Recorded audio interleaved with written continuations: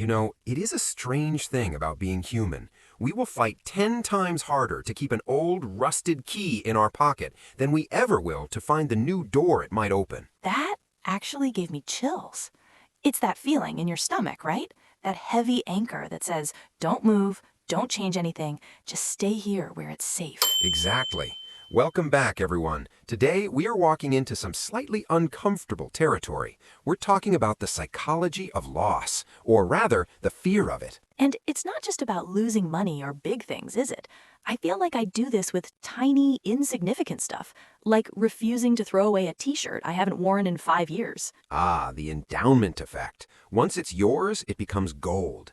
Psychologists have found that the pain of losing something is psychologically about twice as powerful as the pleasure of gaining it. Twice as powerful? That explains so much. It explains why I stayed in my first job for 2 years too long. I wasn't happy, but leaving felt like I was losing my security. Precisely. We view our current situation, no matter how mediocre, as a baseline. Anything below that is a loss. To move to a new job, even a better one, requires a leap, and leaps have risks. It's weird though, Alec, because when you look back at those moments, the security I was holding on to was actually making me miserable. Why is our brain wired to protect our misery? Survival, Anna. For our ancestors, losing a day's food meant death. Finding extra food was just a nice bonus. We are evolved to be conservative, to hoard, to protect the status quo. So we're basically cavemen in suits, terrified of losing our apples. But in the modern world, that fear stops us from living, doesn't it? It stops us from loving, too. It does. Think about relationships. How many people stay in connections that have gone cold simply because the loss of the relationship feels like a failure? They fear the empty space. The empty space.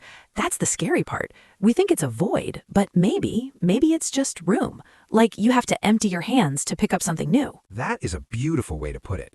To reframe loss not as a subtraction, but as creating capacity. If your cup is full of stale water, you cannot pour in fresh wine. So for anyone listening who is hesitating right now, maybe standing on the edge of a breakup or a career change, or even just decluttering their house, ask yourself, am I holding on to this because it serves me, or am I holding on to it simply because I am terrified of the feeling of letting go? And remember, letting go isn't just about what you lose. It's about trusting that you're capable of finding something better, that you'll be okay in the empty space. Well said, Anna. Sometimes the risk isn't in moving forward. The real risk is staying exactly where you are and missing the life you were supposed to have.